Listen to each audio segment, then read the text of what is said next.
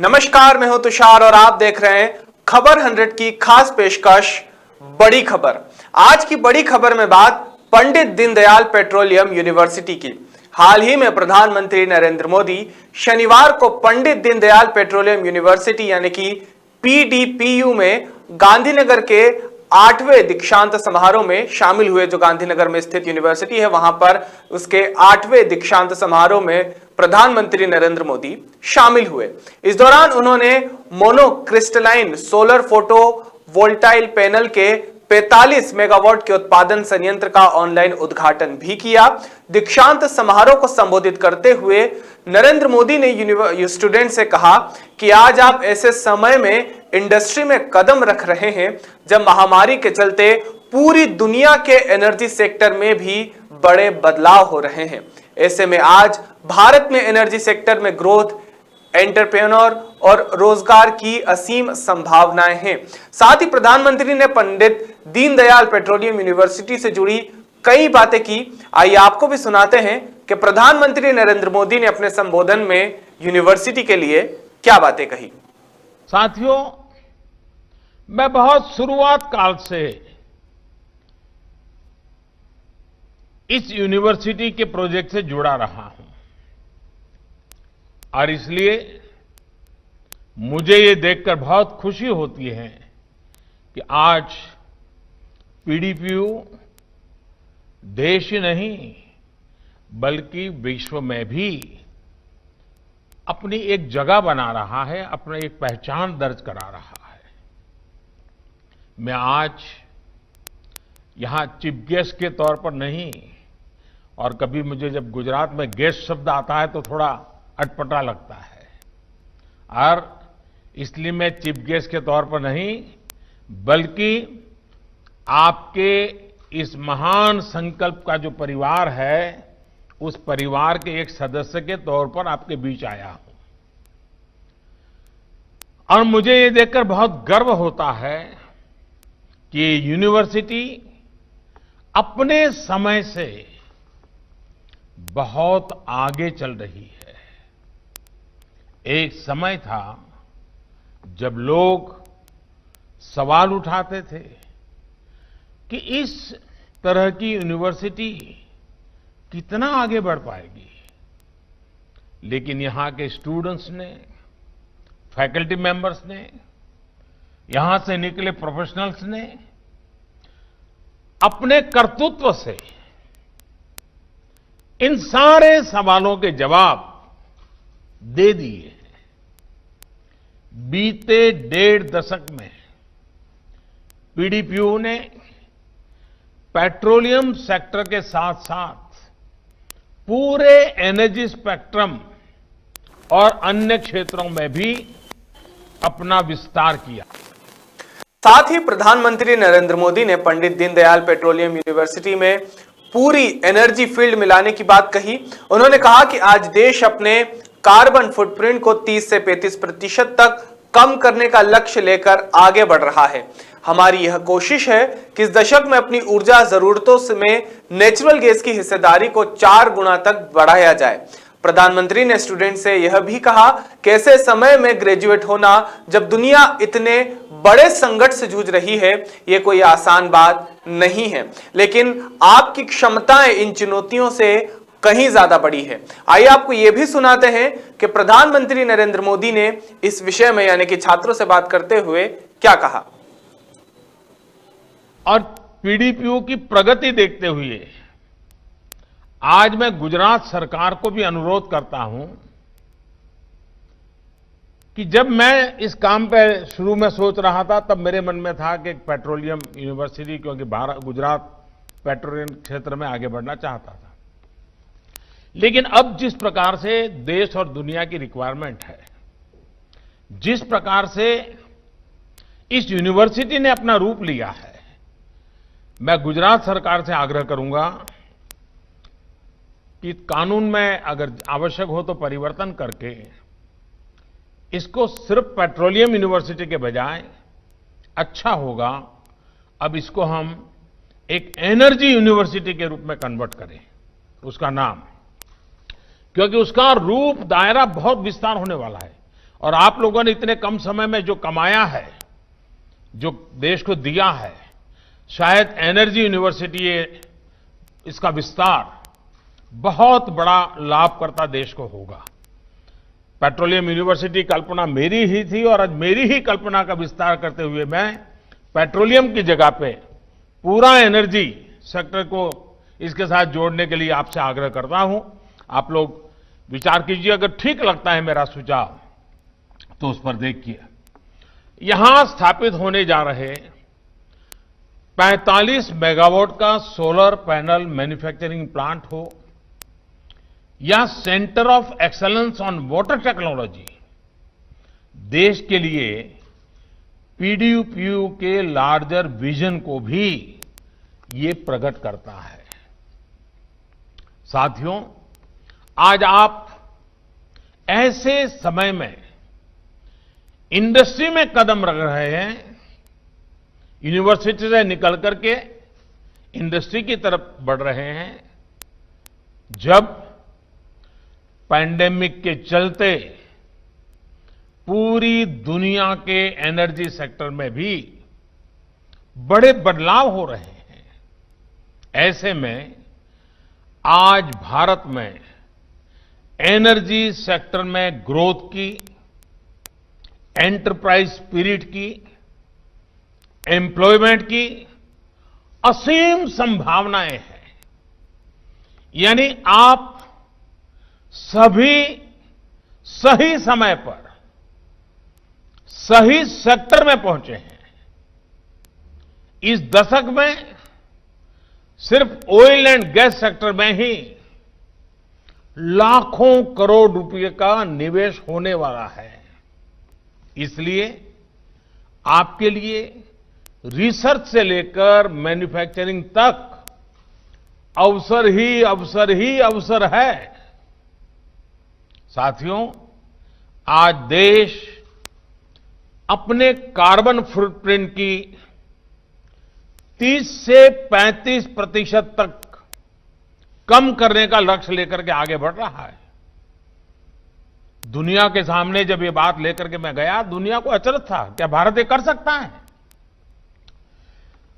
प्रयास ये है कि इस दशक में अपनी ऊर्जा जरूरतों में नेचुरल गैस की हिस्सेदारी को हम 4 गुना तक बढ़ाएंगे।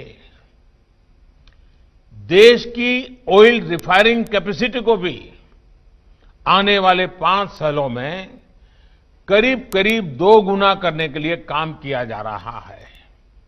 इसमें भी आप सभी के लिए अनेक संभावनाएं हैं।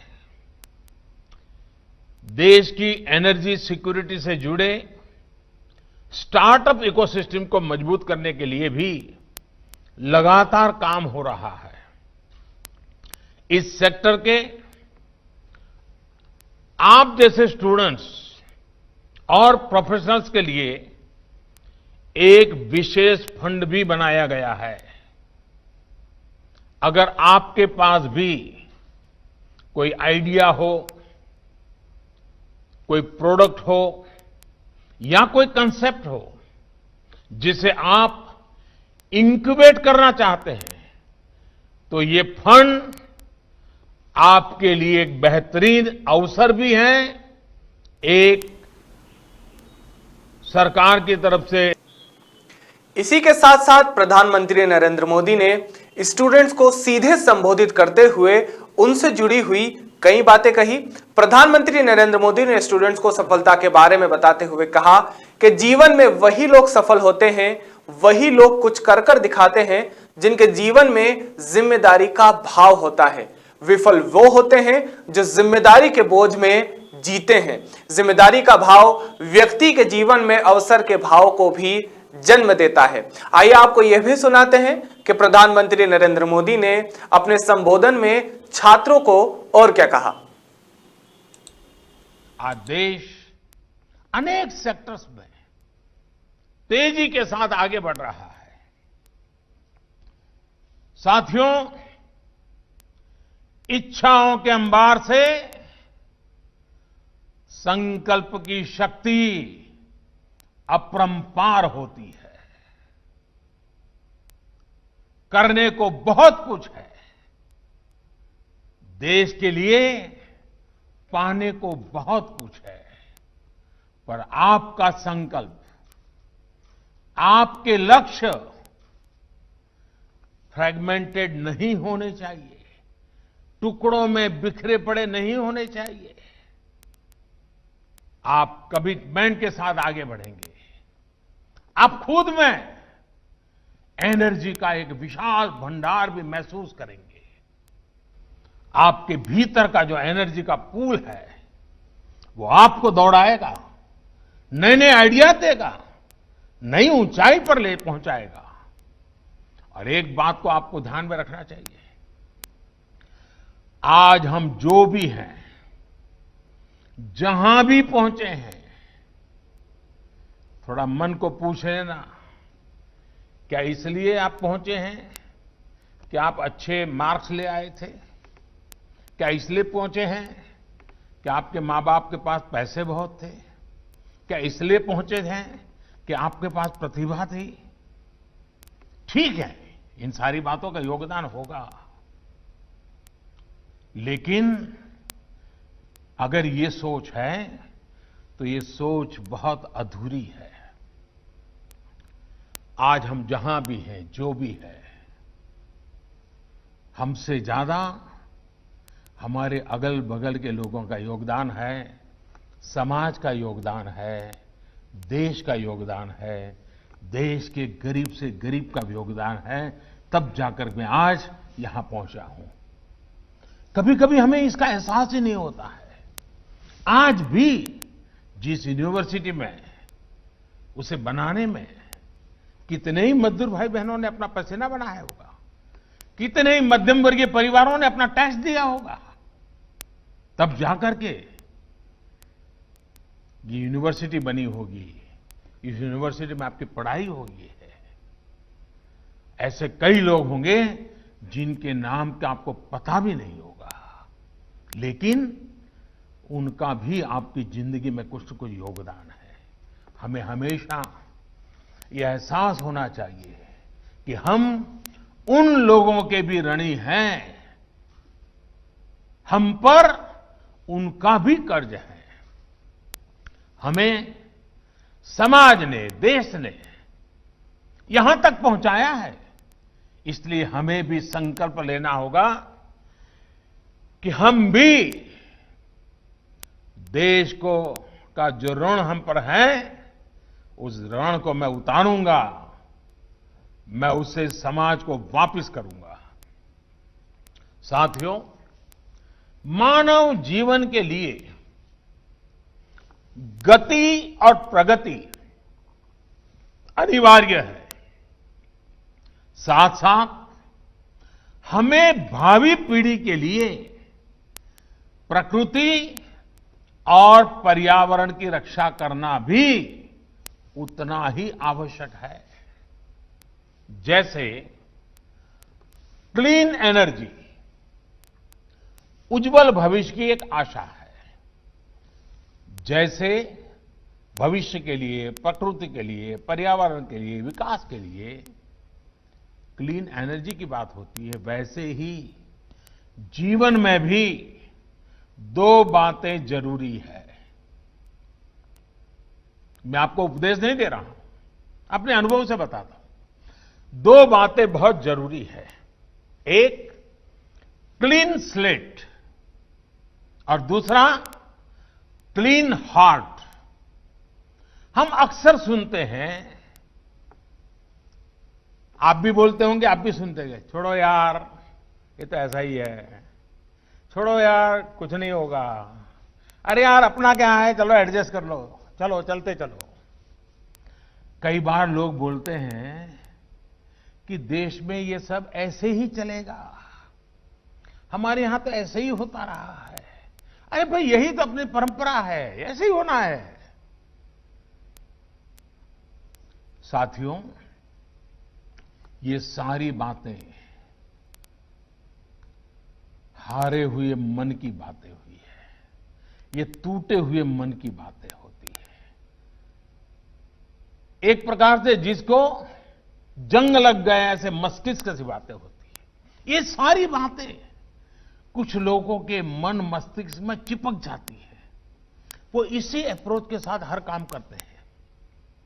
लेकिन आज की जो पीढ़ी है, 21वीं सदी का जो युवा है, उसको एक क्लीन स्लेट के साथ, पूरी तरह क्लीन स्लेट के साथ आगे बढ़ना चाहिए।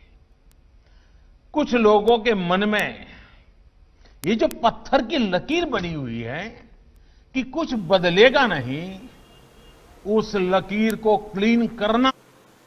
बता दें, समारोह के जरिए करीब 2600 स्टूडेंट्स अपनी संबंधित डिग्री डिप्लोमा प्राप्त करेंगे।